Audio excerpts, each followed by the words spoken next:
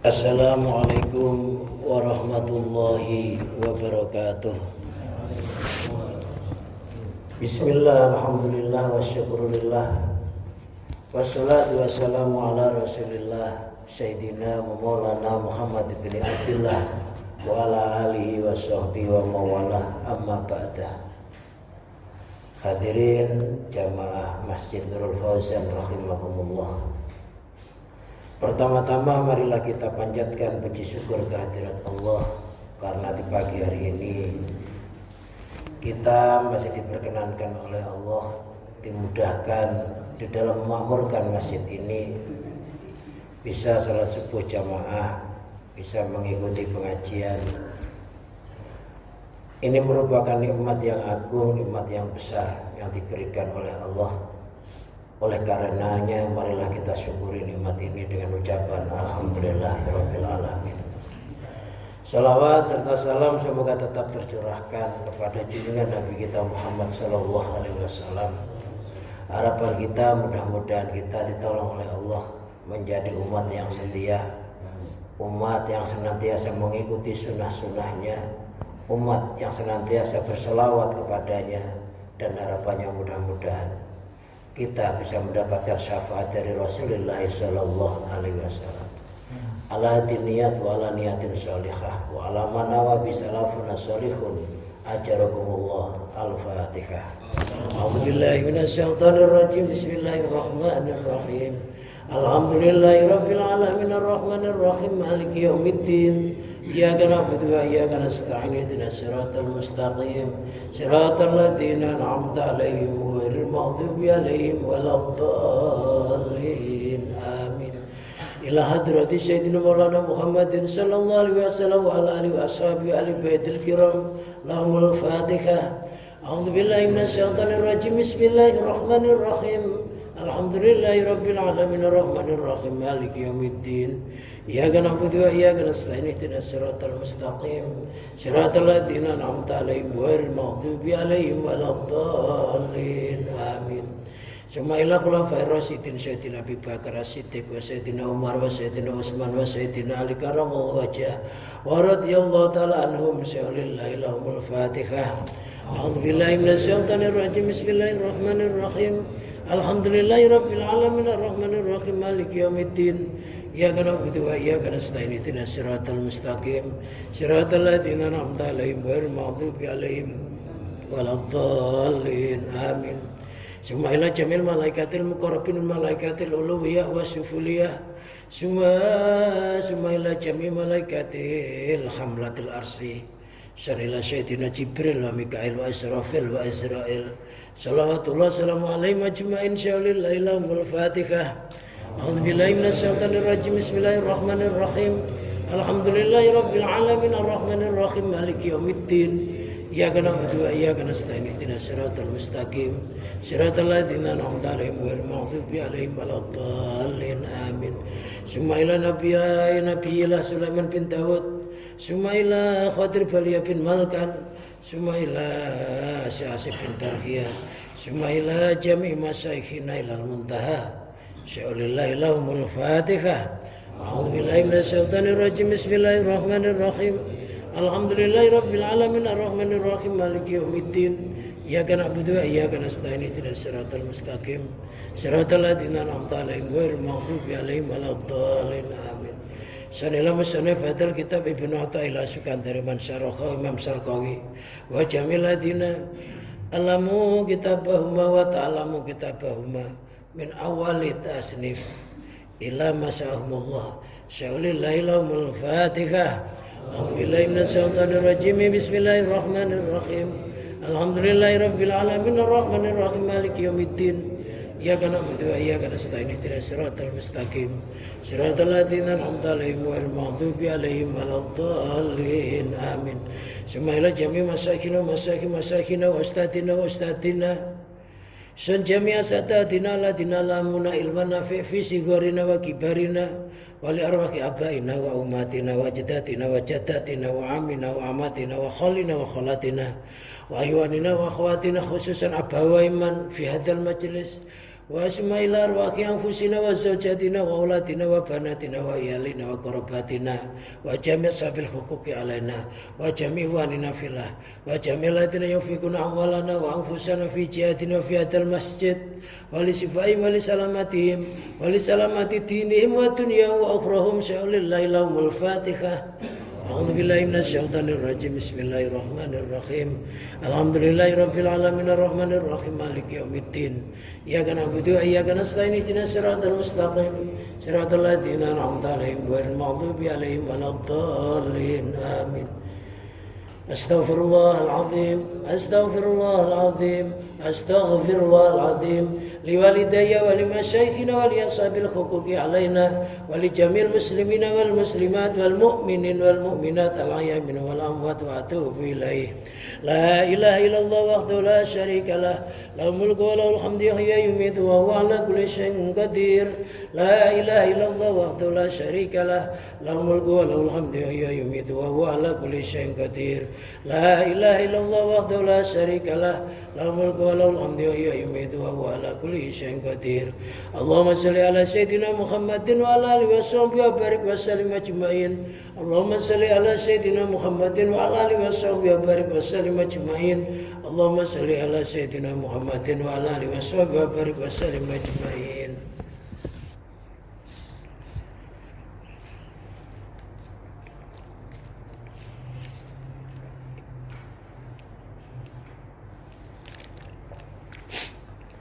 Bismillahirrahmanirrahim. Qala al-musannifu rahimahullah wa nafa'ana Allah bihi wa bi ulumihi wa amatana bi barakati fid dharaini amin.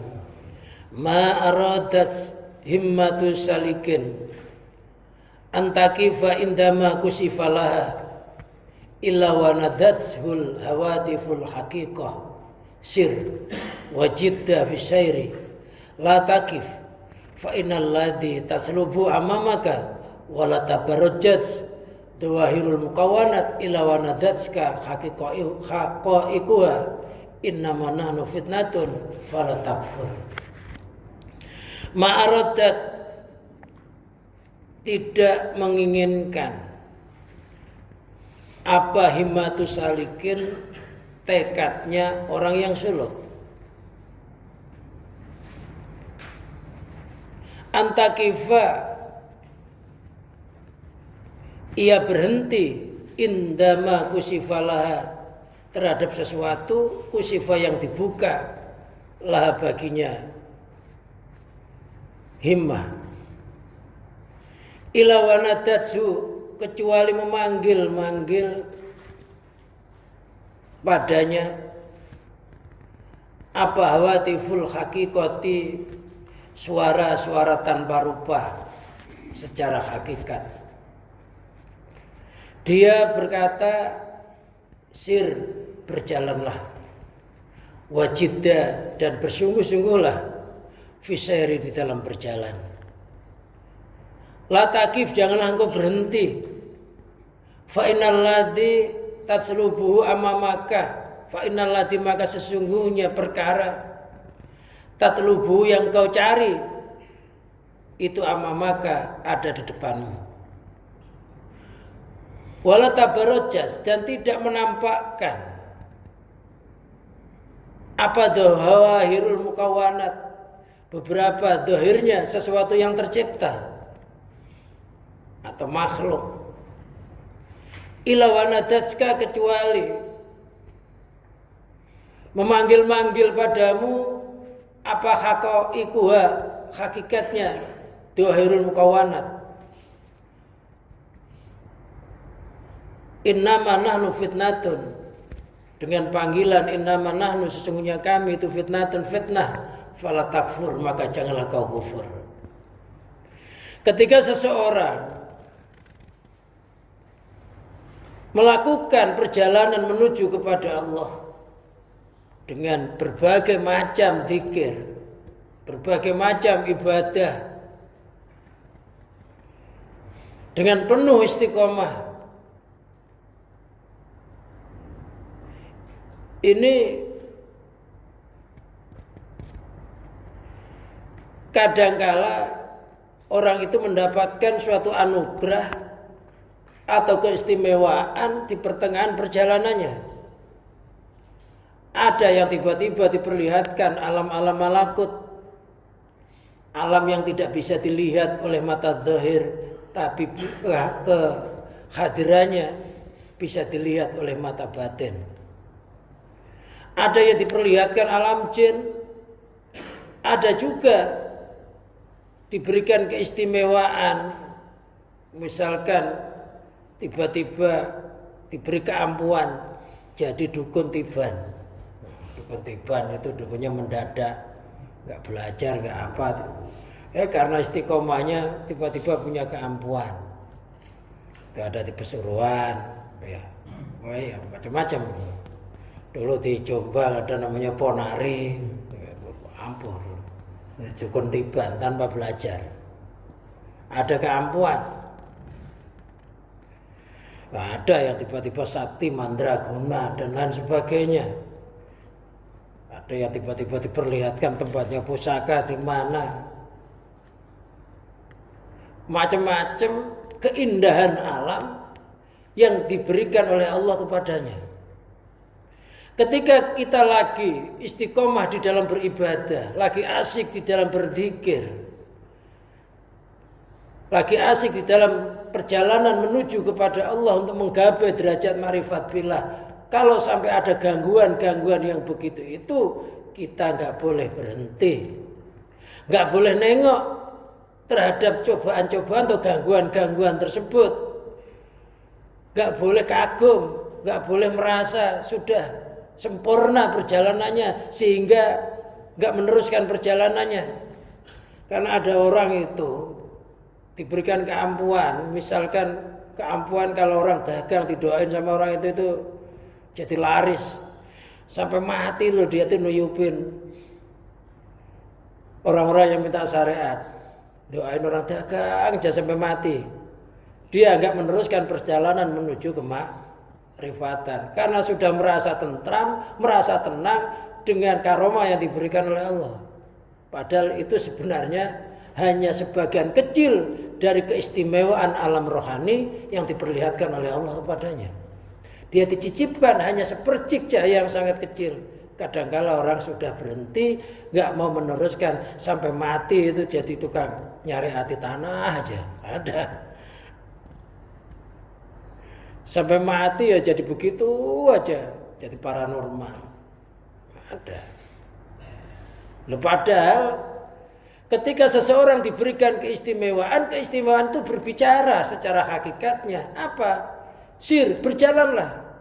Wajidah, dan bersungguh-sungguhnya fisair. Takim, kamu jangan berhenti. Fa innal lati tatlubu amamaka, sesuatu yang kamu cari itu sudah ada di depanmu. Jadi kalau kita mengalami keanehan-keanehan rohaniah, itu sebenarnya derajat yang kita cari, makrifat billah itu sudah dekat. Ditunjukkan dengan adanya tanda-tanda keindahan alam malakut. Itu pada hakikatnya dia ngomong, sesungguhnya kami ini fitnah, kamu jangan kufur, kamu jangan nengok. Jadi orang diberikan keampuhan, kehebatan, keistimewaan, nggak boleh nengok dengan keampuhan, kehebatan dan keistimewaannya itu, karena hakikatnya itu hanya fitnah, cobaan. Sebagaimana Rasulullah SAW ketika melakukan perjalanan Isra Mi'raj ini diperlihatkan lambang-lambang yang macam-macam. Ada nenek-nenek yang sudah tua renta, badannya penuh perhiasan, kalungnya emas, intan berlian, gelangnya, hampir seluruh tubuhnya penuh perhiasan. Manggil Muhammad, Muhammad, Muhammad. Tapi Rasulullah tidak menengok. Akhirnya Rasulullah tanya kepada malaikat Jibril, wahai Jibril itu siapa? Kok ada orang sudah tua renta tapi penuh dengan perhiasan? Muhammad, ketahuilah itu adalah umurnya dunia. Ya sudah kayak begitu, udah tua tapi masih demen hiasan. Seandainya engkau menengok Muhammad, pasti umatmu akan jadi ahli dunia dan engkau tidak bisa meneruskan perjalananmu untuk Mi'raj.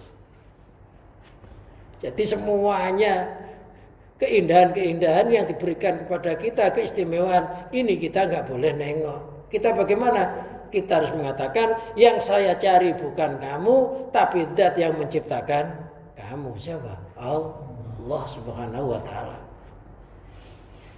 Misalkan mimpi sampai ketemu apapun, wali atau nabi pun kita nggak boleh menengok. Hatinya harus yang saya cari bukan kamu, tapi zat yang menciptakan kamu. Siapa? Allah. Nanti kita akan meningkat. Tapi kalau kita puas, ya sudah tiap hari mimpi aja ya. Bertambah-tambah bisa jadi akhirnya disusupi oleh setan.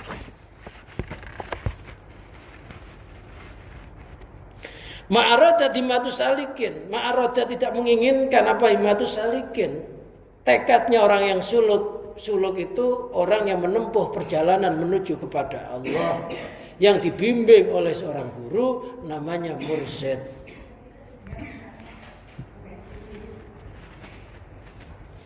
Nah, guru mursyid itu guru spiritual yang mempunyai sanad sampai Rasulullah SAW di dalam bertorikoh. Maka ada torikoh Qadiriyah, ada torikoh Naksabandiyah, ada torikoh Satoriyah, macam-macam jenis torikoh. Dan semuanya itu gurunya adalah dinamakan guru mursyid. Jadi guru yang mengarahkan seorang murid dengan membebani suatu wirid untuk menggapai maqam ma'rifat billah dengan jalan khusus. Sairin artinya orang yang berjalan ilallah ta'ala menuju Allah ta'ala. Himmahnya orang itu ketika diberikan suatu keistimewaan, dia berkata, antakifa indama kusifalah. Kadang-kadang seseorang itu ketika diberikan keistimewaan, dia berhenti terhadap apa yang dibuka oleh Allah di dalam hati kita. Jadi hati kita itu punya mata namanya basirah. Basirah itu mata batin. Kadang-kadang basirah kita ini masih ketutup. Bisa juga karena banyaknya syahwat yang kita turuti, banyaknya keinginan-keinginan selain Allah yang senantiasa kita kejar sehingga nutupi terhadap basirah kita. Ketika basirah kita ini kebuka, maka mata kita ini akan bisa melihat, mata hati itu bisa melihat keindahan-keindahan alam-alam malakut. Kadang-kala ketika terjadi begitu itu, kita ini berhenti. Merasa sudah ampuh, ada kalanya karena sudah bermimpi ketemu wali, bahkan ketemu nabi, bahkan ada keistimewaan-keistimewaan yang tidak dimiliki kebanyakan orang. Kadang-kala sudah berhenti di situ, merasa sudah sampai, padahal itu perjalanannya belum sampai. Masih ada yang lebih indah, yang lebih segala-galanya apa? Menggapai maqam ma'rifat billah. Mengenal pencipta dari segala sesuatu itu. Fi asna'i suluki, di dalam pertengahan suluk, minal ma'arifi, dari beberapa kemakrifatan, wal asrari, dan rahasia-rahasia, wal anwari, dan beberapa cahaya. Kadang-kala kita dibuka cahaya itu dari mata hati kita, alam semesta ini hilang, yang ada hanya terang benderang tanpa batas. Tiba-tiba kita bisa mengenal berbagai macam kemakrifatan. Bahkan ada orang yang bisa dapat warid itu bisa mendengarkan tasbihnya tumbuh-tumbuhan. Ada orang yang sampai dapat warid bisa ngerti bahasa binatang. Ada. Yang begitu itu belum mencapai derajat yang kita inginkan. Itu masih cobaan. Kadang-kadang orang sudah nyampe di situ karena sudah bisa dialog dengan makhluk yang mestinya secara umum tidak bisa dibuat dialog. Kadang-kala dia sudah berhenti, puas dengan pemberian Allah yang kayak begitu. Padahal itu belum puncaknya. Bi ayyara annama wasala ilaihim minal ma'rifat wa dawqil ahwal wa munazalatil maqamat. Dengan umpamanya dia bisa melihat sesuatu yang bisa menghantarkannya dari kemakrifatan, mencicipi al-ahwal, keadaan-keadaan, wa munazalatil maqamat, tempatnya beberapa kedudukan. Jadi dalam hati itu orang itu kadang-kadang diberikan zaukil ahwal, dia bisa merasakan manisnya ibadah yang tidak biasa dia nikmati. Sehingga ketika orang itu merasakan manisnya ibadah, maka semalaman ibadah itu nggak terasa. Semalaman zikir itu nggak terasa. Misalkan Syekh Junaid atau Abu Qasim Al-Junaidi, ini kalau wirid malam itu wiridnya sholat sunnah itu sampai 400 rakaat. Kita berapa ya? Malam dulu wiridnya 400 rakaat. Kalau siang dia puasa, dia nggak buka kecuali ada tamu. Itu Abu Qasim Al-Junaidi. Syekh Abdul Qadir Al-Jilani selama 25 tahun ini malam nggak pernah tidur. Kalau sudah sholat isya nyambung sampai subuh, sampai matahari terbit. Ada tamu ya nggak dilayani. Nanti pagi. Selama 25 tahun, maka Syekh Abdul Qadir Jalani sampai terkenal Sultanul Aulia, sultannya para wali, karena ibadahnya yang memang luar biasa. Ibadahnya luar biasa. Kalau kita biasa di luar, itu bedanya. Ya, ada bedanya. Ya sedikit aja dibalik. Ya, kalau Syekh Abdul Qadir Jalani ibadahnya luar biasa. Kalau kita biasa di luar. Lalu itu kok nggak terasa? Iya, karena dia sudah tahu. Sudah bisa merasakan manisnya ibadah.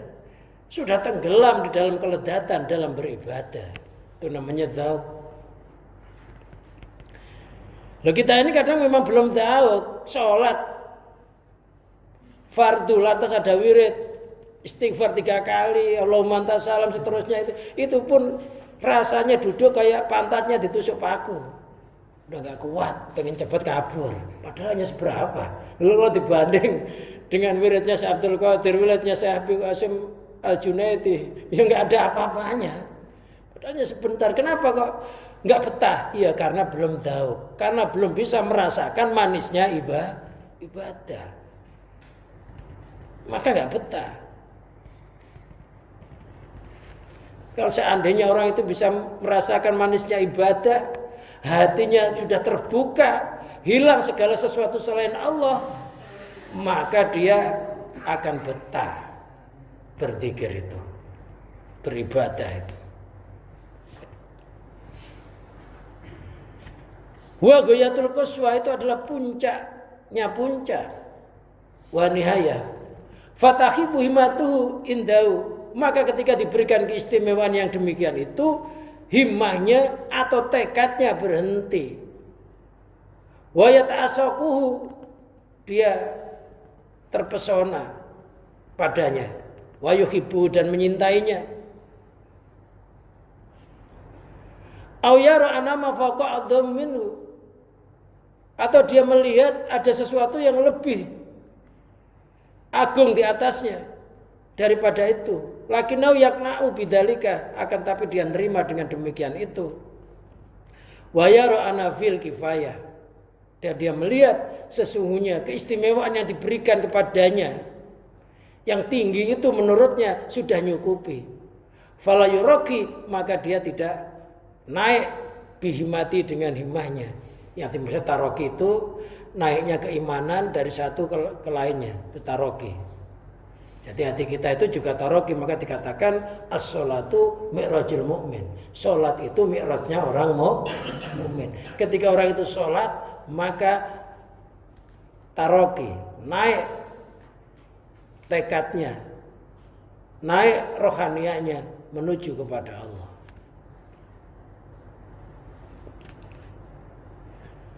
Au yara kusura himati, atau dia melihat teledornya himahnya, anir rugi dari naik lima faqa terhadap apa yang ada di atasnya. Ketika diberikan keistimewaan yang macam-macam, atau tiba-tiba sudah nyampe puncak, hampir nyampe puncak, tiba-tiba timbul malas. Artinya itu rajin, padahal dia sudah sebentar lagi sudah memetik buah kemakrifatan. Tiba-tiba timbul sifat malas yang luar biasa, ditinggalkan. Atau tiba-tiba ada cobaan yang menimpanya, apa itu cobaan keluarga dan lain sebagainya. Akhirnya dia berhenti, tidak meneruskan suluknya, tidak meneruskan ibadah yang dia istiqomah itu. Dia tinggalkan karena ada problema. Padahal ketika ada problema itu sebenarnya yang akan dituju itu sudah dekat. Ibaratnya orang gali tanah, tiba-tiba ada batu yang menghalang-halangi. Dikira nggak ada air, padahal ketika batu itu dipecah, di bawahnya akan memancar mata air yang luar biasa mengalahkan yang lainnya. Dia nggak ngerti. Maka jangan jenuh-jenuh. Wirid, dzikir, terus saja terus wirid, dzikir, nggak usah berhenti. Usahakan lidah kita itu tetap basah dengan ingat kepada Allah, walaupun hati kita lupa kepada Allah. Hatinya lupa kepada Allah. Usahakan lisan kita tetap basah dengan dzikir kepada Allah. Biarlah hatinya lupa, tapi lisannya tetap berzikir, daripada orang hatinya lupa, lisannya tidak berzikir. Dengan lisannya terus berzikir, siapa tahu itu menjadi akhir daripada hidup kita dalam kondisi berzikir. Mangkana akhiru kalami la ilaha illallah dakhalal jannah. Siapa orang yang akhir ucapannya la ilaha illallah, maka dia dijamin masuk surga. Jadi jangan tidak ibadah, tidak berzikir, tidak berwirid gara-gara hatinya nggak bisa khusyuk. Atau gara-gara banyak problema, banyak masalah. Karena problema dan masalah yang kita hadapi ini sebenarnya ketika kita istiqomah dalam beribadah, itu sudah menunjukkan dekatnya kita untuk sampai kepada Allah.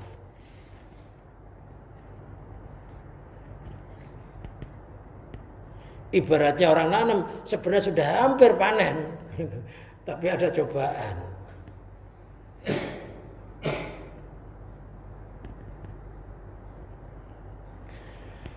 Ila wanatasul hawatiful hakikoh, kecuali suara-suara tanpa rupa yang hakikat. Hawatif itu kalau bahasa Arab itu hatif itu telepon. Nah, telepon itu suara tanpa. Nah, dalam hati ini sebenarnya ada ilham atau suara-suara yang terus membimbing rohaniah kita untuk mencapai derajat ma'rifat. Maka dalam istilah tasawuf itu ada namanya guru jati. Sejatinya guru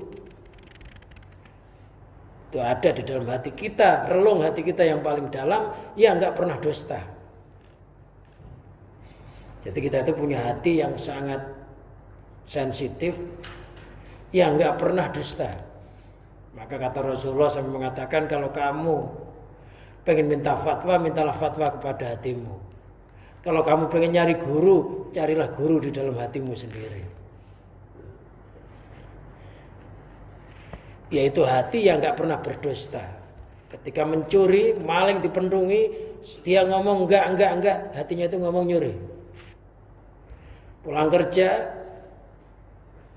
penutup bulan, bawa gajian dikasihkan istrinya, dia menyembunyikan duit di balik celananya. Dia ngomong, istrinya ngomong, masih ada enggak? Udah habis, kalau nggak percaya lihat aja. Hatinya tuh ngomong ada di kantong celana belakang. Hatinya tuh ngomong dusta. Hatinya nggak mau dusta. Hati kecilnya tetap ngomong. Walaupun lesannya dusta, tapi hatinya nggak pernah dusta. Lah hati itulah yang dinamakan guru jati. Yang hati yang perlu diikuti, yang paling dalam yang ya begitu, ya nggak pernah dusta. Itu setiap orang ada. Gak bisa dibohongin, walaupun kita bohong dengan 1000 bahasa, hatinya Allah kamu bohong. Sebenarnya bukan sebagaimana yang kamu ucapkan, hatinya ngomong begitu. Itu namanya saroir, hati yang sir. Sir itu bahasa Arab. Zaman dulu kalau ada orang pacaran, ngumpet namanya sir-siran. Sir itu ngumpet-ngumpetan, itu bahasa Arab. Sir-siran itu nggak kelihatan.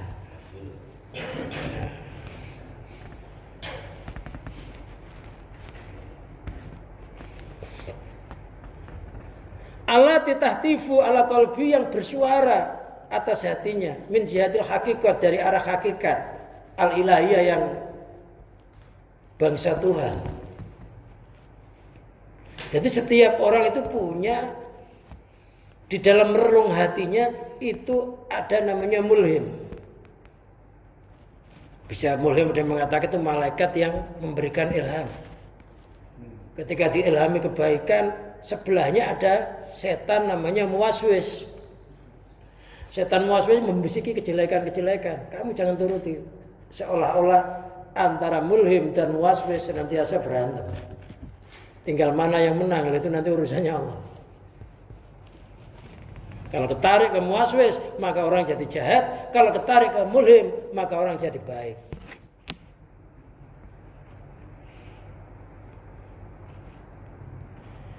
Wa yatamilu anal makna, bisa jadi maknanya adalah ilau nadahu lisanul khal fil haqiqah, kecuali memanggil-manggil padanya lisanul khal, bahasa keadaan secara hakikah. Alatiku sifat lau, yang terbuka baginya. Lisanul khal itu kayak kita ngisi kolam. Jedingannya penuh bunyi, krocak, krocok, kot, kot, krok. Itu maknanya apa? Maknanya secara bahasa khalnya, kolam itu ngomong, keranmu matiin, saya itu udah penuh. Itu sebenarnya ngomong begitu secara lisanul khal. Ada kipas bunyinya kreot, kreot, kreot. Itu kipasnya sebenarnya ngomong, saya jangan diputar terus, saya udah hampir remuk. Kamu harus bawa saya ke tukang servis dengan suara yang kreot-kreot itu. Ada orang jalan, tiba-tiba kepleset. Secara lisanul khalnya, kamu jalan harus hati-hati karena saya licin. Ngomong begitu sebenarnya. Itu namanya lisanul khal, bahasa keadaan. Itu ngomong sir wajida, berjalanlah. Wajida, dan bersungguh-sungguhlah bisa dalam berjalan. Latakif, kamu jangan berhenti, jangan terpesona oleh gangguan-gangguan yang kamu hadapi. Fa'inalati tatlubu, karena sesuatu yang kamu cari, wa huwa usuluka ilal maula, yaitu sampaimu kepada Tuhan. Wa adamu rukuni qalbika, dan tidak adanya condongmu ila sayin, kepada sesuatu siwa yang selain maula. Jadi tujuan kita ini beribadah supaya kita bisa usul kepada Allah, bisa sampai kepada Allah, dan supaya hati kita ini bisa condong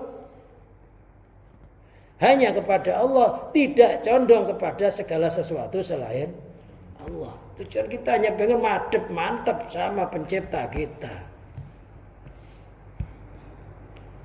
Amamaka itu udah ada di depanmu. Falatakif, kamu jangan berhenti. Indamaku sifalak, di sisi sesuatu yang terbuka untukmu. Falatabarojat, maka tidak menampakkan adarat, artinya menampakkan laka bagimu makhasinah, akan beberapa keindahannya. Apa dawir mukawanat, dohirnya beberapa makhluk. Kata skiril khayawanat, seperti diberikan keistimewaan bisa menaklukkan beberapa binatang. Ada orang diberikan keistimewaan bisa menaklukkan beberapa binatang. Binatang itu kalau ketemu dia itu langsung tunduk, sebagaimana Nabi Sulaiman. Nabi Muhammad juga punya mukjizat menundukkan binatang. Binatang galak mesti kalau ditemui itu loh nyaplok, malah tunduk diem, nggak mau nyaplok. Mulutnya kayak laksana terkunci. Itu namanya tashiril hayawanat.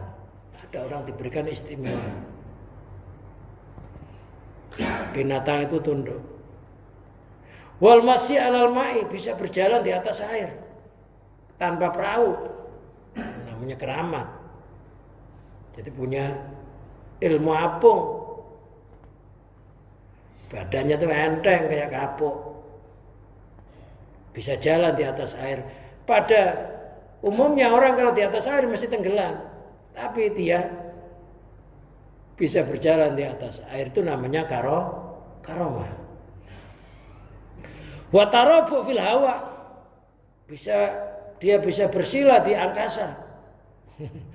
Kayak film itu keramatnya. Loh.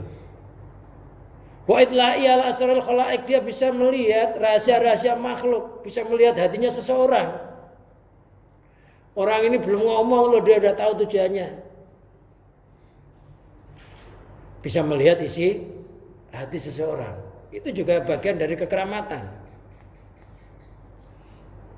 Wa khawasil wujud, dia mempunyai keistimewaan wujud, bisa memecah dirinya, bisa jadi 2, 3, 4, bahkan ada yang jadi 5. Itu ilmu pecah wujud.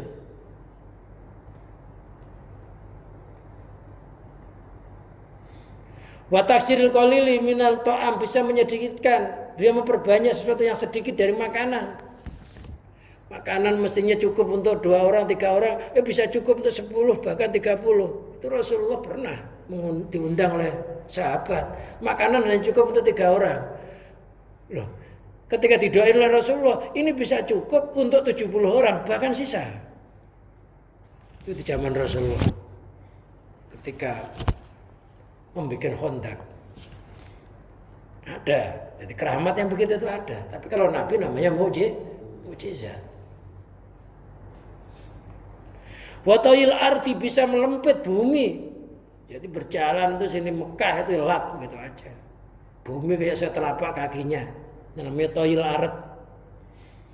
Kalau kita terkenal dengan ilmu bukan toil art, kalau di kita namanya saifi angin. Berjalan laksana cepatnya angin. Kalau toil art itu bumi itu jadi kecil. Lap gitu udah nyampe. Ada toir, ada ilmu mering saifi burung, bisa terbang. Kalau ada legenda ada ilmu rongrong, ya, rongrong bisa berjalan di dalam tanah. Namanya ilmu rongrong. Macam-macam lah keistimewaan itu. Ya wa nawi dzalika, ya, dan lain sebagainya. Mimma tamilu nafsu lahu, yaitu keistimewaan yang biasanya hawa nafsu kita ini condong kepadanya, pengen punya itu.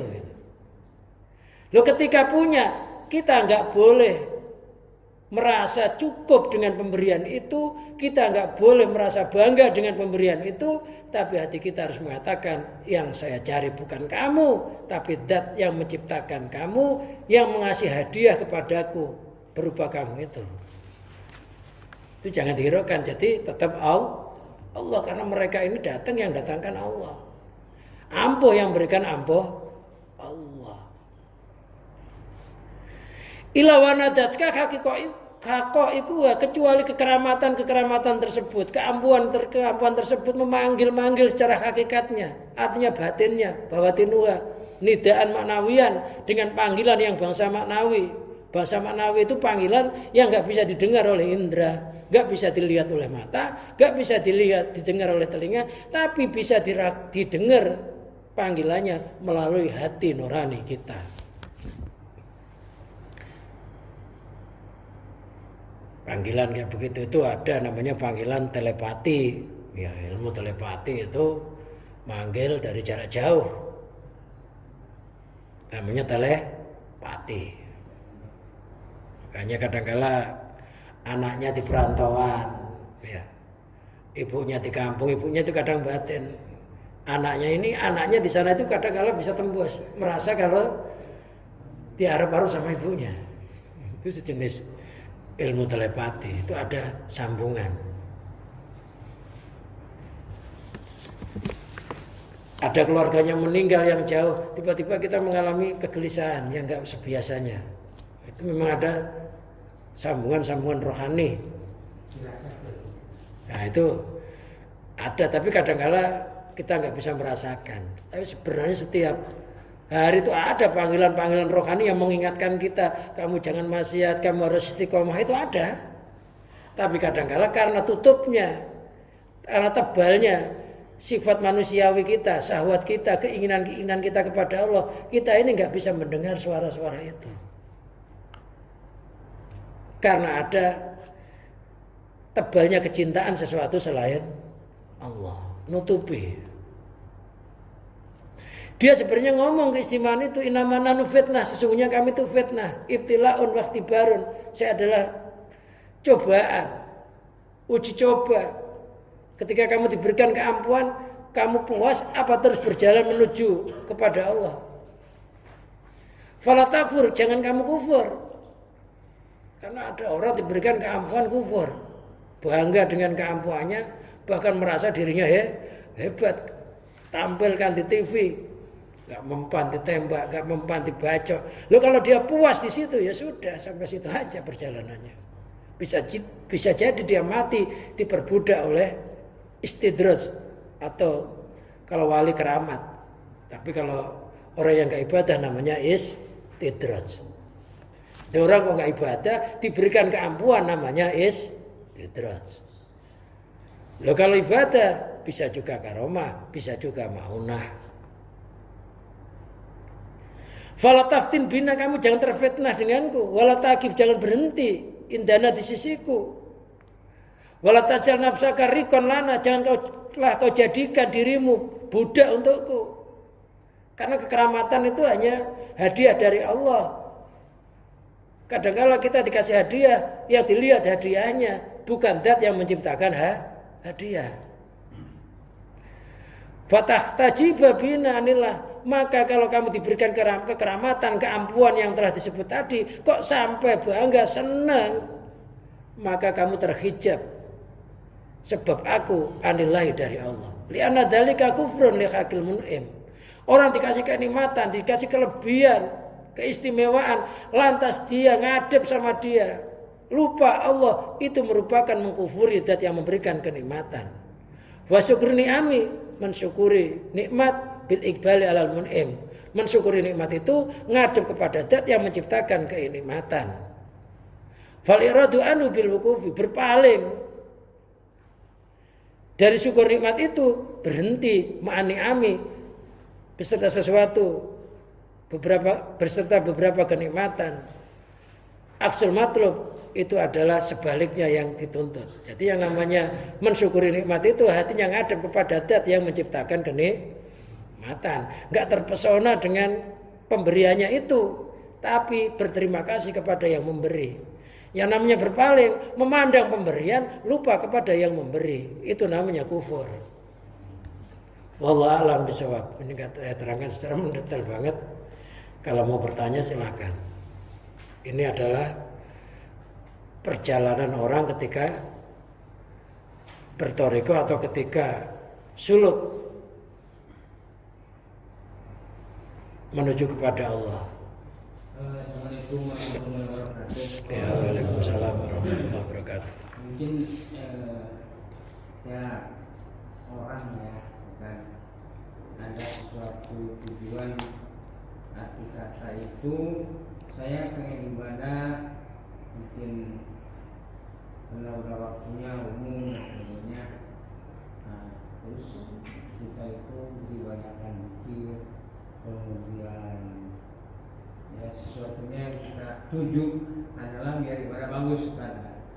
Setelah itu perjalanan kita itu kadang-kadang kan sepertinya seperti tadi ada yang menghalangi.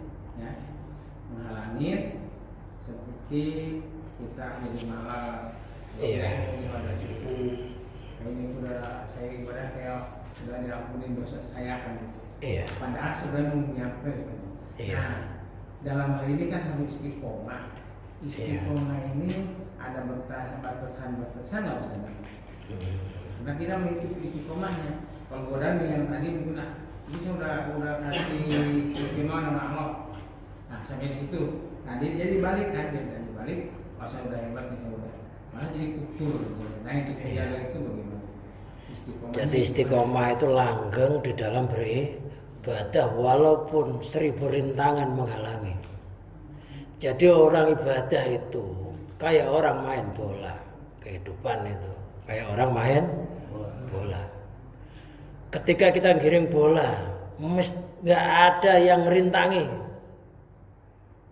Mulai bola kita giring lantas kita masukkan ke gawang, nggak ada yang ngerintangi, tapi bisa masuk gawang, asik nggak? Hah? Asik nggak kira-kira? Asik. Ya nggak asik, mau digiring sendiri, nggak ada musuhnya, gol sendiri. Ya nggak asik. Loh, makanya innamal hayatud dunya laibu walahun. Sesungguhnya kehidupan dunia itu permainan. Permainan ya kadang menang, kadang kalah, kadang di atas, kadang di bawah, ya kadang senyum, ya kadang cemberut. Loh, ketika kita ngiring bola, ada yang menghalangi, ini semakin asik ngiringnya. Udah mau gawang, loh masih ada yang jegal, kita tetap semangat. Semakin dekat gawang, semakin banyak yang merintangi. Mungkin bisa 5 orang, 4, 7 orang bisa. Tapi dengan keahlian kita tendang gol. Lega nggak hati kita? Leganya karena banyak jegalan. Seandainya nggak ada yang jegal, nggak ada yang ngalang-ngalangi, nggak asik. Bahkan dengan gol itu dia kadang-kadang sampai jungkir balik loh, nggak terasa. Sangat senengnya. Pakainya dicopot loh, nggak terasa. Padahal kalau nggak lagi gitu ya malu nyopot pakaian. Sampai bertepuk tangan, meriah. Kenapa? Karena banyaknya tantangan dan dia bisa lolos. Begitu juga ketika kita tuh banyak tantangannya, banyak rintangannya, banyak penghalangnya, kita tetap istiqomah, pengen menggolkan tujuan kita. Tujuan kita hanya semata-mata pengen ngadep sama Allah dengan penuh keikhlasan. Kita nyampe di situ dengan banyak rintangan, kita akan mengalami kepuasan. Jadi Allah menciptakan rintangan biar ketika dia sampai hatinya puas. Sebagaimana seorang murid dikasih ujian sebelum dinaikkan kelasnya. Tanpa ujian sebenarnya bisa-bisa aja, tapi nggak asik gitu loh. Nggak usah ujian naik kelas 2, nggak usah ujian kelas 3, tapi nggak nikmat. Justru dengan ujian tahu nilainya. Wah, nem saya segini, puas akhirnya hatinya. Karena adanya ujian. Jadi ujian itu menjadikan ketabahan seseorang untuk menggapai derajat selanjutnya. Ujian itu bisa menjadikan puasnya seseorang, biar puas. Biar kita itu memang ada musuhnya gitu loh. Kalau kita nggak dipasang musuh ya nggak ada anak. Nggak ada musuhnya, nggak punya anak. Musuh nggak ada. Kalau nggak ada musuh ya nggak ada orang mati syahid ya nggak ada. Justru memang sengaja dibikin musuh-musuh itu dari manusia, dari hawa nafsu, dari setan, itu terus ada. Maka kalau kita nyari nggak ada tantangan, nggak ada rintangan, ya jangan hidup di dunia. Dunia itu tempatnya tantangan dan rintangan. Nggak mau tantangan dan rintangan, ya jangan hidup. Kalau sudah di sana nanti satu, kalau disiksa aja, kasih nikmat aja. Kalau selagi di dunia dicampur. Itu asal kita istiqomah terus berjalan, insya Allah bisa sukses, bisa memetik buah kehidupan itu, kepuasan hidup yang tidak bisa dirasakan sebagaimana umumnya orang. Itu begitu. Jadi jangan susah kalau ada rintangannya, ngirim bola, ada yang jegal kok nggak mau, udah kamu di sana aja, saya kirim sendiri gitu. Gol, tertawa sendiri, gila loh.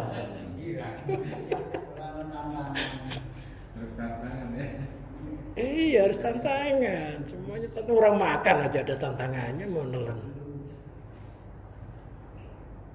Kadang-kadang giginya sakit ya. Iya. Ayo mungkin yang lainnya. Assalamualaikum warahmatullahi wabarakatuh. Waalaikumsalam warahmatullahi wabarakatuh. Kalau di sini kan pelajaran ini seperti itu, seperti ini sekarang. Banyak mirip gitu ya. Nah, sekarang kita tahu bahwa dalam Islam itu ada ajaran namanya sholat, puasa dan seperti itu ya. Apakah itu dengan kita melakukan seperti itu, saudara Islam, apakah nggak cukup kita masuk surga? Tiba kita nanti kita melaksanakan mirip seperti sekarang ini gitu Pak. Kalau kita apakah nggak cukup kita dengan ajaran yang kita seperti fikih itu, seperti sholat, puasa dan sebagainya itu, apakah kita belum dijamin masuk surga dengan tambahan seperti wirid seperti sekarang ini? Kalau nggak wirid itu apa kita nggak masuk surga gitu Pak? Berarti kita harus bisa Iya. kayak kelebihan itu seperti itu. Jadi pada hakikatnya orang itu masuk surga bukan karena amal kita, bukan banyak ibadahnya kita, karena rahmatnya Allah, kasih sayangnya Allah kepada kita. Karena olehnya kita ibadah itu, ngabdi sama Allah itu belum bisa membeli mungkin sepercik dari nikmatnya Allah. Karena setiap jasa itu kan harus dibalas kan. Allah jasanya besar nggak sama kita? Dari sperma berubah sampai jadi manusia, dikasih nikmat, mata bisa melihat, telinga bisa mendengar. Allah hanya memerintahkan ibadah. Ibadah kita ini sebenarnya belum bisa membeli nikmat mata bisa melihat itu seandainya digaji. Dari kecil sampai gede kita sholat itu. Membeli nikmatnya Allah berupa mata bisa melihat itu belum bisa. Membeli nikmatnya Allah telinga bisa mendengar itu loh. Mahal nggak itu? Mahal. Belum oksigen yang gratis setiap hari, jantung yang berdetik. Itu kalau Allah hitung-hitungan, ibadah kita belum nyukupi untuk membeli nikmat fisik, belum untuk membeli nikmat roh. Apa? Iman, tauhid, Islam itu nikmat yang lebih besar dari nikmat fisik itu.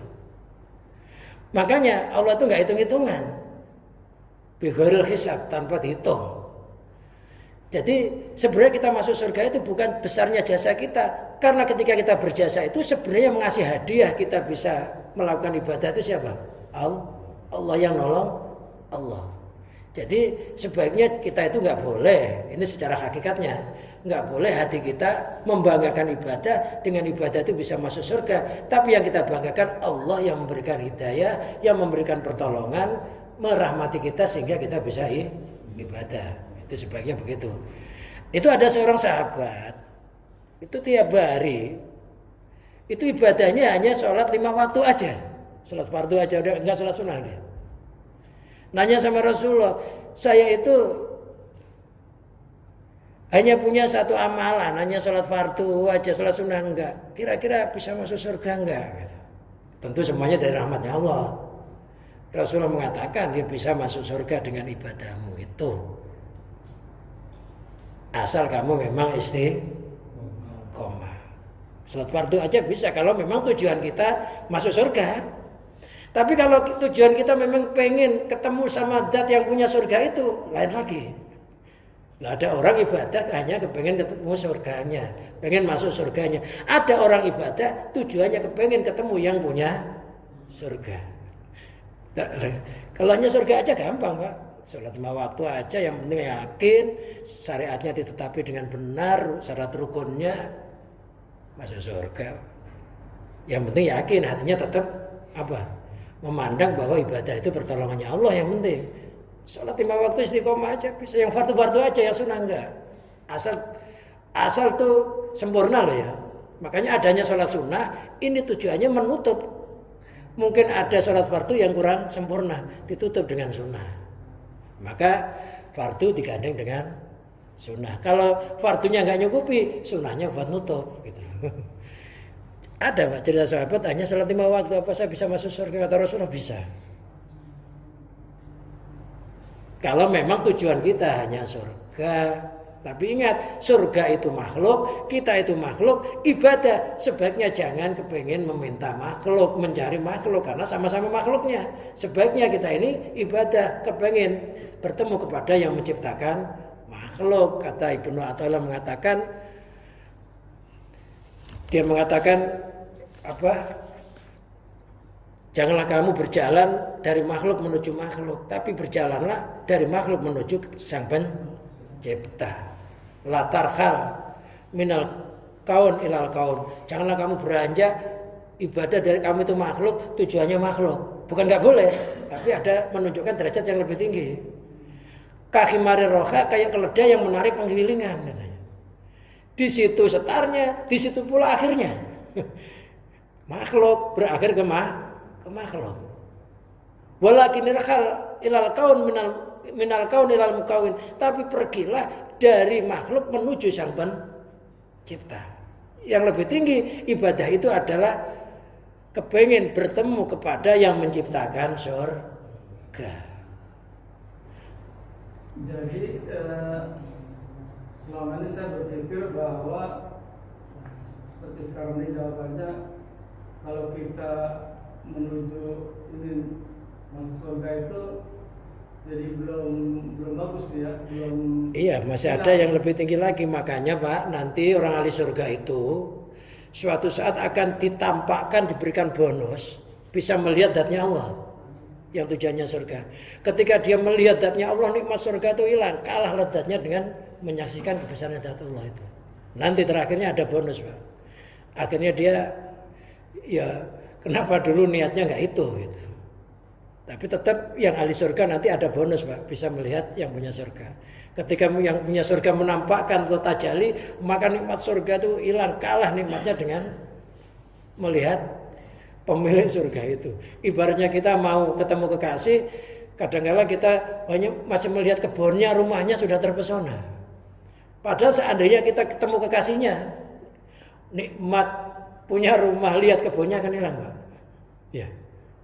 Iya, maka cinta itu nggak bisa dihalangi dengan harta benda. Itu maksudnya karena yang dicintai itu lebih asik daripada harta benda itu. Lah surga itu makhluk, neraka itu juga makhluk. Ibadah karena makhluk, secara hakikatnya ibadah itu masih kurang sempurna. Bukan nggak boleh, kurang sempurna. Bukan nggak boleh. Karena ada derajat itu macam-macam. Ada derajat ubat, derajat tingkat buruh, namanya ubat. Orang itu kalau mau ibadah, kalau kasih semangat, nanti pahalanya 27 derajat, kamu sholat jamaah. Boleh yang begitu itu. Memang dia nggak mau sholat, nggak mau jamaah kalau nggak diiming-iming itu. Jumat di awal saat dapat pahala kayak pahalanya orang korban unta. Sehingga dia mau sholat, mau pergi ke masjid di awal saat. Boleh. Memang dia kalau nggak diiming-iming itu memang nggak mau berangkat. Namanya derajat ubat itu derajat buruh. Mau kerja harus ada gajinya. Kalau nggak ada gajinya enggak. Yang gitu itu belum pengabdian yang sempurna karena masih pamrih. Sedangkan ibadah itu dianjurkan orang itu ikhlas. Yang kedua ada derajat mutakin. Derajat mutakin itu derajatnya orang yang ibadahnya karena takut neraka. Saya sholat, kalau nggak sholat nanti saya disate sama malaikat. Takut Pak.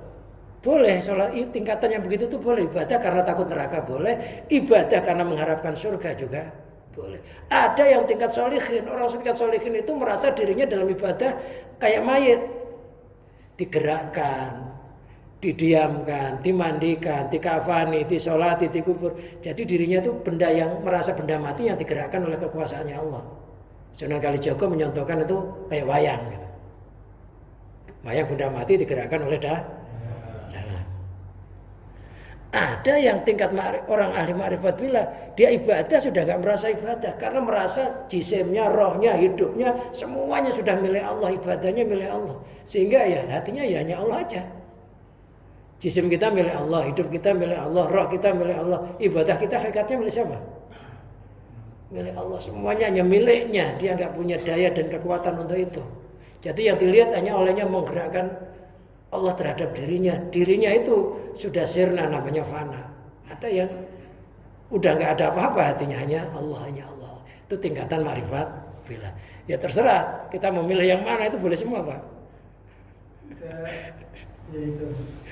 Saya pikir surga itu udah final, bahwa ada neraka dan surga. Belum final Pak, belum. Surga itu enak gitu ya. Iya. Berarti kan kita pilih yang enak gitu surga. Iya. Ternyata masih ada di atas. Ya, kalau bisa ya kita ibadah tuh jangan hanya kepengen makan enak. Kalau pengen makan enak di restoran juga banyak Pak. Jangan, makanya ada ahli tasawuf itu masih syahwat katanya. Orang ibadah pengen makan enak, pengen tidur sama bidadari. Seandainya diceritakan istrinya juga jengkel kok. Bilangin nanti laki-laki satu itu istrinya 100 bidadari gitu kan. Satu laki-laki dapat 100 bidadari. Ada satu saya bertanya. Jadi kalau kita memang surga itu masih ada yang baik lagi di atas surga. Iya. Kalau kita sampai di atas surga itu yang kita nikmati apa? Kalau surga kan udah jelas kita bayangkan. Iya, ahli surga nanti dikasih kenikmatan bisa menyaksikan zatnya Allah. Maka ada doa Allahumma matikna biwasi wajikal karim.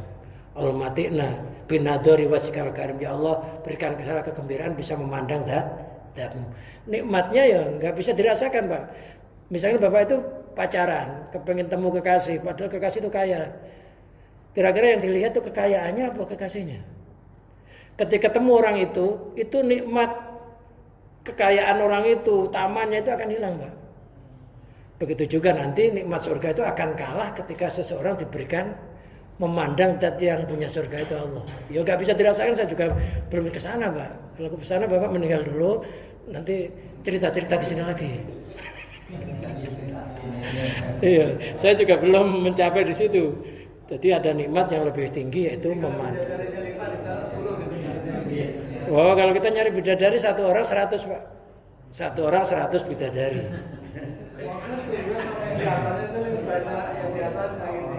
Iya, pokoknya nikmat-nikmat yang begitu itu, nikmat makan, nikmat tidur sama perempuan, itu masih kalah dengan memandang zatnya Allah. Jadi masih ada yang lebih tinggi. Jadi seandainya orang itu hanya cukup itu ya boleh aja gitu. Hanya sholat 5 waktu aja ya silakan, ya dapat. Ustaz, mati dulu baru sholat ya.